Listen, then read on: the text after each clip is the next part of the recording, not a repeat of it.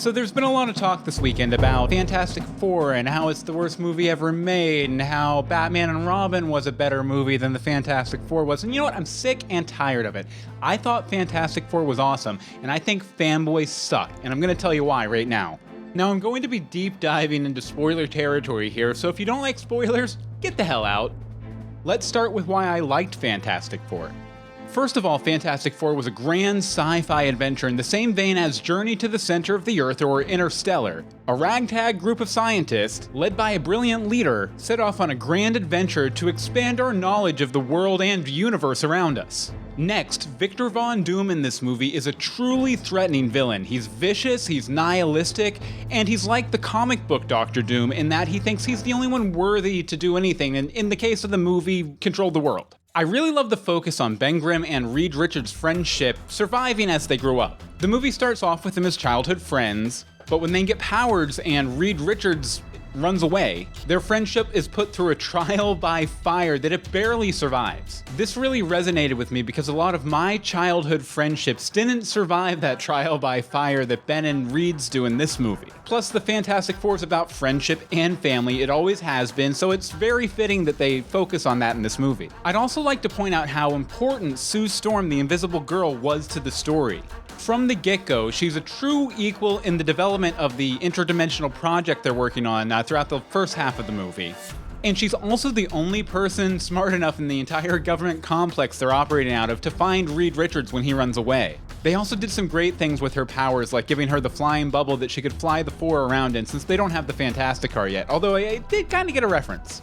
But I'm not a gushing fanboy about this. There are some valid criticisms for the movie that I've heard and that I walked away with.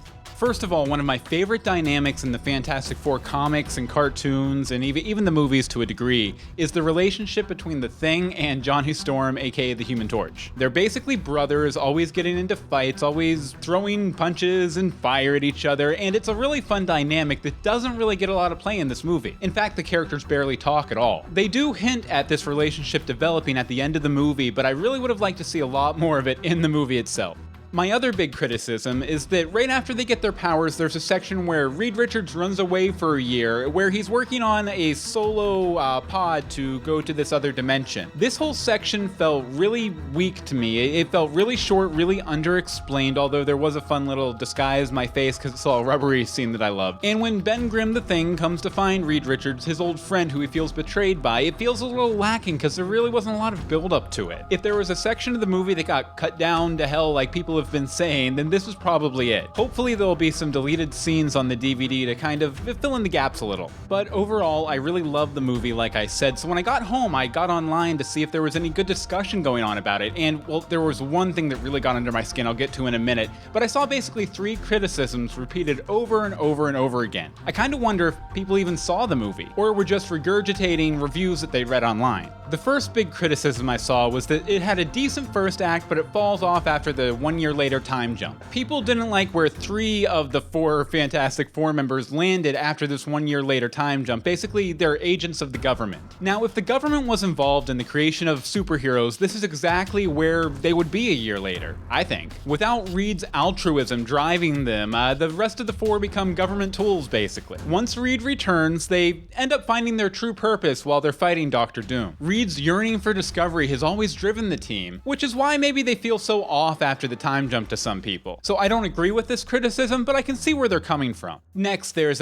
2 scenes with the Thing's classic phrase, "It's clobbering time," in the movie. In the first scene, he's getting beat around by his older brother when he's a kid, and his older brother says, "It's clobbering time." And then at the end of the movie, when he's fighting Doctor Doom, he throws it out again. "It's clobbering time," right before he tries to hit Doom. Now, when I saw this, not having read any reviews online, even basic user reviews, I was really happy that they finally motivated this silly catchphrase that's been hanging around since the 60s. It worked fine in the comics back in the day, but in live action it feels really cartoony. A lot of people thought that this use of the Thing's catchphrase sullied the movie somehow. As somebody who comes from an abusive background personally, I found him using this phrase in the final battle as very empowering. The Thing's arc in this movie is largely about him growing up and facing adulthood, and taking back the phrase his brother used to hold him down was a big part of that, and a moment that also helped sell him forgiving Reed right at the end of the movie. Again, I really love that they finally motivated a silly catchphrase, and I don't understand this criticism. Lastly, everybody was saying that the finale only lasted like 2 minutes and it didn't make any sense. First of all, did these people even see the movie? Because the finale sequence from the time that they rescue Doom from the other dimension to the end credits sequence is probably about 20-25 minutes. And there were also a lot of complaints about what Doom did in the finale. Now, I think they set it up perfectly, and Doom's character and actions were consistent throughout the movie. In the beginning, he's a reluctant team member, kind of a loner, who's very distrustful of the government influence within the project they're working on. So he gets trapped in this other dimension for a year, and he's stewing on all the stuff that went wrong after this big act of rebellion where they go off and travel to the other dimension against the government's wishes. So when he comes back and he realizes he has all this power and the ability, he thinks, hey, maybe I could do this whole Earth thing better, which is really consistent with Doom in the comics too. So these criticisms were repeated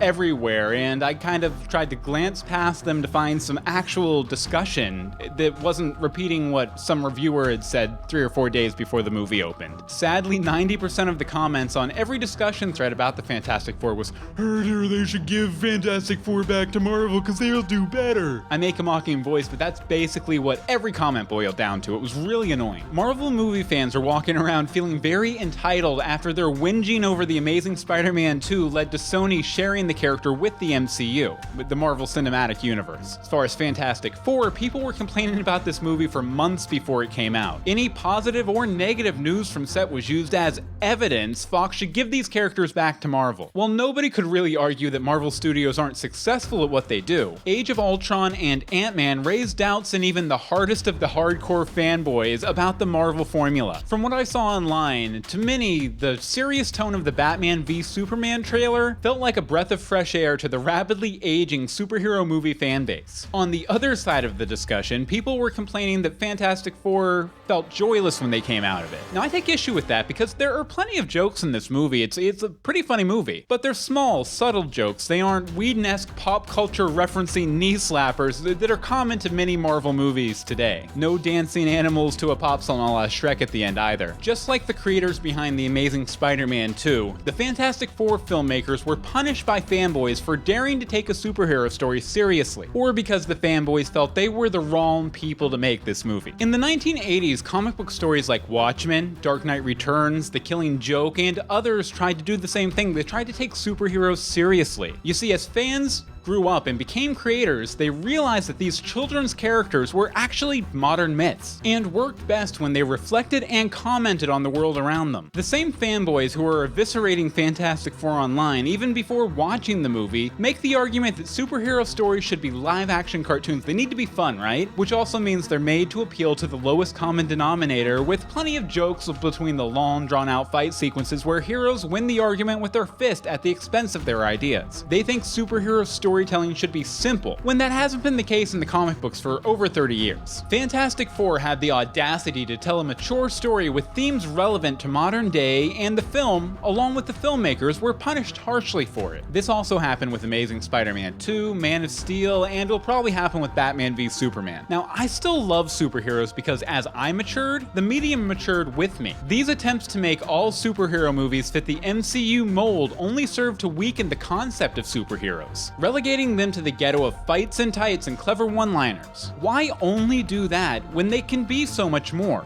These Marvel Studios fanboys are mounting coordinated attacks to take a broad, diverse playing field and make it safe and calm and all the same. And they're not even watching the movie first to give it a fair chance. Not liking a movie after watching it is fine, but trying to tear it down just because it wasn't made exactly how you wanted, by who you wanted, without even watching it first, that's not fair to the creators or your fellow fans. It's dragging us all down. So, see the Fantastic Four and form your own opinion. Don't look to Rotten Tomatoes critics to tell you how to think. Don't even listen to me. See it for yourself with an open mind. Give it a fair shot. And don't watch it thinking about how the Russos or James Gunn could do it better. Once you do that, you can lay into the film all you want. At least then you aren't the bully shouting, "It's clobbering time," as you take turns pounding on a property that's already on the ropes.